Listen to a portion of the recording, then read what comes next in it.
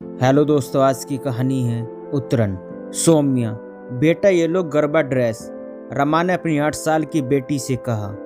Dress को देखते सौम्या उदास होकर रमा की तरफ देखने लगी और कहा, लेकिन माँ ये ड्रेस क्यों? मुझे तो दूसरी चाहिए थी। रमा ने प्यार से सौम्या से कहा, लेकिन बेटा ये भी तो अच्छा ही है और अभी तो आपको स्कूल फंक्शन के लिए सिर्फ चाहिए। सौम्या ने ड्रेस मन मार कर पहन ली और जैसे ही तैयार होकर सौम्या बाहर आई, उसको उसके चाचा राजू ने चिढ़ाते हुए कहा, फिर से पहन ली अपनी दीदी की ड्रेस।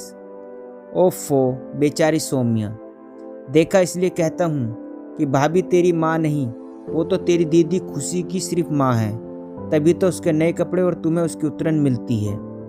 इतने में उसकी बुआ निशा भी बोल पड़ी, मुझे तो एक औरत ने दिया था उठाकर भाभी को कचड़े के पास से। कहते निशा और राजू दोनों साथ मिलकर हंसने लगे। रमा ने दोनों की बातें सुनकर उनको टोकते हुए कहा, राजू निशा ये क्या कह रहे हो तुम लोग? सौम्या से, कुछ नहीं भाई, हम तो बस ऐसे ही मजाक कर रहे थे, दोनों ने एक सुर में कहा। लेकिन ये मजाक मुझे बिल्कुल भी पसंद नहीं। तुम दोनों बड़े हो, सौम्या भी छोटी है। कितनी बार कह चुकी हूँ कि ऐसी बातें बच्चों से नहीं करते। रमा ने नाराज की भरे लहजे में अपने गुस्से को दबाते हुए कहा। तब तक पूरा घर इकट्ठा हो गया। रमा, तुम भी क्या इन लोगों के बीच में बोलने लगती हो? रमा के पति अमर ने कहा। लेकिन अमर, लेकिन कुछ नहीं। बहू, ये कोई तरीका होता है देवर और नंद से बात करने का?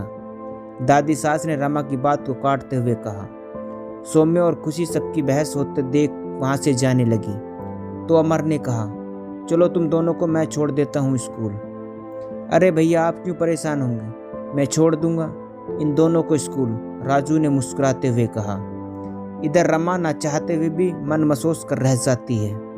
उसे सौम्या के चेहरे की उदासी अब समझ में आने लगी थी कि अब ये मजाक उसके दिल पर चोट करता है, लेकिन किसको समझाए, क्योंकि कोई भी बात को गंभीरता से लेने के लिए तैयार ही नहीं था।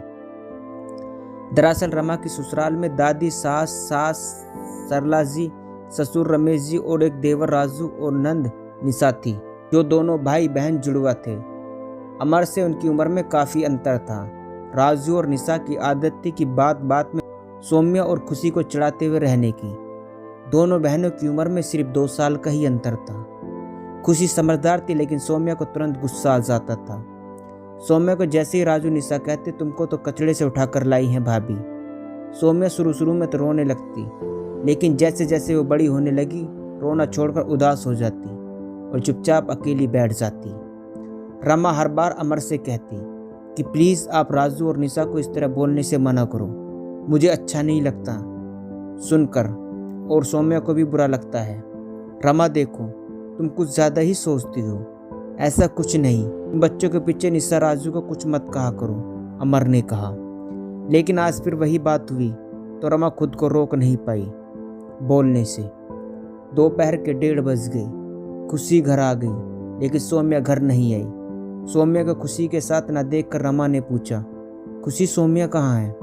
पता नहीं माँ, बस में नहीं देखा तो मुझे लगा कि वो पहले ही घर आ चुकी है चाचू के साथ। इतने सुनते तो रमा की आंखों से झरझर आंखों से आंसू गिरने लगे। कांपते हाथों से रमा ने अमर को फोन किया और पूरी बात बताई। अमर, सौम्या घर नहीं आई है, आप जल्दी से स्कूल पर आ जाओ, मैं स्कूल जा रही हूँ। पूरे घर में मातम छा गया। रमा ने उसके आसपास नज़दीकी दोस्तों के पास सब जगह ढूंढ लिया, पूछ लिया, लेकिन कहीं कुछ पता नहीं चला। स्कूल कैंपस के कैमरे को भी चेक किया, लेकिन कहीं कुछ पता नहीं चल पा रहा था। अमर ने पुलिस में शिकायत दर्ज कराई और घर आ रहे थे कि तभी रमा ने कहा, अमर एक और बार स्कूल के रास्ते से देखते हुए चलते हैं, प्लीज़ कहीं चली जाइए, अकेली मेरी छोटी सी बच्ची भूखी प्यासी पता नहीं कहाँ है। कहते हुए रमा के आंसू थमने का नाम ही नहीं ले रहे थे। अमर ने रमा को फूट फूट कर रोता देख गाड़ी स्कूल की तरफ घुमा ली। तभी रमा की नज़र कार के लेफ्ट साइड लगे कांच पर गई। उसे सौम्या के गरबे की ड्रेस का दुपट्टा दिखाई दिया। उसने अमर को घबराते हुए अचानक से कहा, अमर कार रोको जल्दी। कार रोकते ही रमा तेज कदमों से दौड़ती भागती जाने लगी तो अमर ने जल्दी से कार के गेट बंद करते हुए कहा, रमा रुको, बोलो तो क्या हुआ, कहाँ जा रही हो? रमा भाग कर सड़क के किनारे इकट्ठे किए कचरे के ढेर के पास पहुंची। देखा तो सौम्या वहां बैग के ऊपर सिर रख सोई है। रमा ने भागकर गोद में उठाया तो उसका पूरा बदन तप रहा था और वो नींद में ही बड़बड़ा रही थी। दीदी की उतरन सिर्फ मुझे ही क्यों माँ? मैं जानती हूँ मैं आपकी बेटी नहीं हूँ, मुझे मेरी असली माँ के पास जाना है। अमर ने सौम्या को अपनी गोद में उठाकर कार तक लेकर आया और कार में रमा उसे अपने गोद में लेकर बैठी। एक तरफ उसे जहाँ अपनी बेटी मिल जाने की खुशी थी, वहीं दूसरी तरफ उसकी हालत देखकर उसका और अमर का कलेजा मुँह आ जाता। रमा के आंसू रुकने का नाम ही नहीं ले रहे थे। अमर रमा उसको अस्पताल लेकर गए, उसको डॉक्टर को दिखाया तो डॉक्टर ने कहा, देखिए बच्ची की तबीयत ठीक नहीं, उसको अभी तो हल्का बुखार है और उसको किसी बात का बहुत गहरा सदमा लगा है। आप घर ले जा सकते हैं, लेकिन बात जानने की कोशिश कीजिए और उसको खुश रखिए। रमा ने अमर की तरफ देखते हुए कहा, देख लिया अपनी मनमानियों का नतीजा। मैं कहती रही तुमको कि आजकल सौम्या उदास रहती है।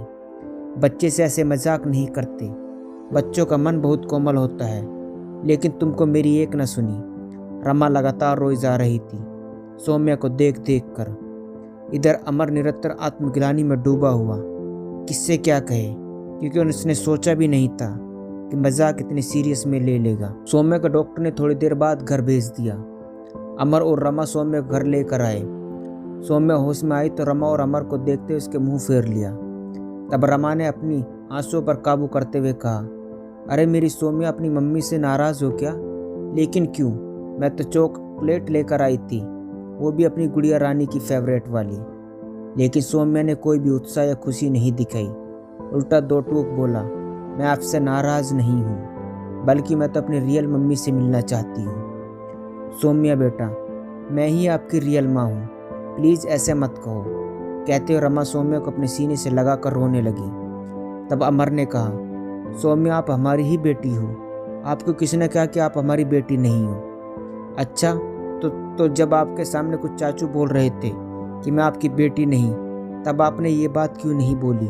क्यों हर बार दीदी के पहने हुए कपड़े मुझे पहनने होते हैं? जब मैंने मना किया कि मैं चाचू के साथ नहीं जाऊंगी स्कूल, आपने मुझे डांट कर क्यों भेजा? इसलिए ना, क्योंकि मैं आपकी बेटी नहीं हूँ। रमा अमर की तरफ देखने लगी। अमर निरंतर सौम्या को एकटक देखे जा रहा था, जिसे वो हंसी मजाक समझ रहा था, उसको सौम्या ने हकीकत मान लिया था। तब रमा ने खुद को संभालते हुए उठकर अलमीरे से एक एल्बम निकाल कर लाई। उसमें उसके बचपन के ढेरों तस्वीर थी। रमा और अमर एक एक कर सौम्या को सारी चीज़ें दिखा रहे थे। फिर रमा ने कहा, सौम्या अच्छा आप एक बात बताओ, आपको ये क्यों लगता है कि आपको हम दीदी की उतरन देते हैं? आपको पता है, जब मैं छोटी थी तब तो मैं खुद ही अपनी दीदी के कपड़े पहन लिया करती थी। वो दो दीदी भी तो आपके पहने हुए फ्रॉक पहनती है ना। जब आप स्कूल फंक्शन में पार्टिसिपेट करती हो तो भी तो हम रेंट पर ही कपड़े लेकर आते हैं। जानती हो क्यों? क्योंकि वो कपड़े हम ज़्यादा इस्तेमाल नहीं करते, तो उनके लिए हम उनको रेंट पर लेते हैं। उसी तरह लहंगा, पार्टी वियर कपड़े, कुछ ऊनी कपड़े, गरबा की ड्रेस, कुछ ऐसे ही कपड़े हैं जो हम सिर्फ साल में एक बार या कभी कभी तो एक बार के बाद 2 बार नहीं पहने। बस इसलिए मैंने आपको वो कपड़े पहनने के लिए दिए। लेकिन अगर आपको ये बात इतनी ख़राब लगती है तो प्रॉमिस, मम्मा आपको कभी भी वो कपड़े पहनने के लिए नहीं देगी। लेकिन आपको तो खुशी दीदी इतना प्यार करती है, आपके लिए चाचा और बुआ सभी से फाइट करती है। नहीं सौम्या तो सिर्फ मेरी बहन है, आपके साथ तो दीदी चॉकलेट, अपनी पेंसिल, रबर, टाई सब कुछ शेयर करती है कि पहले सौम्या लेगी फिर मैं लूँगी। बहनों में एक दूसरे से चीज़ शेयर करना, ये एक दूसरे के कपड़े पहनना उतना नहीं, केयरिंग और शेयरिंग होती है, जो लगभग दुनिया की सभी बहनें करती हैं। हाँ मम्मा, आप सही कह रही हैं। मेरी फ्रेंड चारू ने भी अपनी दीदी की गरबा ड्रेस पहनी थी और मेरी खुशी दीदी तो मेरी वर्ल्ड बेस्ट सिस्टर है। फिर चाचू बुआ मुझे ऐसे क्यों बोलते हैं, सब मुझ पर हंसते हैं तो मुझे अच्छा नहीं लगता। तब अमर ने सौम्या को गोद में लेकर कहा, अब आपको कोई भी आगे से ऐसा नहीं कहेगा, न ही कोई आप पर हंसेगा। ये पापा का प्रॉमिस है आपसे, लेकिन आप प्रॉमिस करो अब आप कभी ऐसा नहीं करेंगे। और इधर कमरे के बाहर से सब सौम्या को देख रहे थे।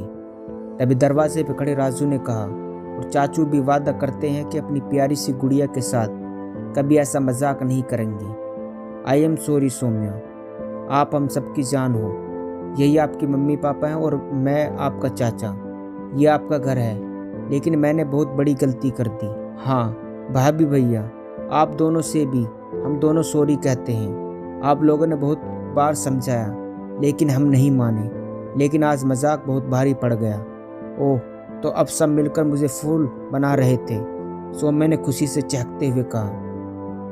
तब सभी ने एक साथ मिलकर कहा हाँ, और सौम्या खुशी से अपनी मम्मी पापा के गले लगाते हुए बोली, I love you mummy papa. दोस्तों, बस इतनी सी थी ये कहानी। दोस्तों, कहानी अच्छी लगी हो तो चैनल को सब्सक्राइब करना ना भूलें। मिलते हैं फिर एक नई कहानी के साथ।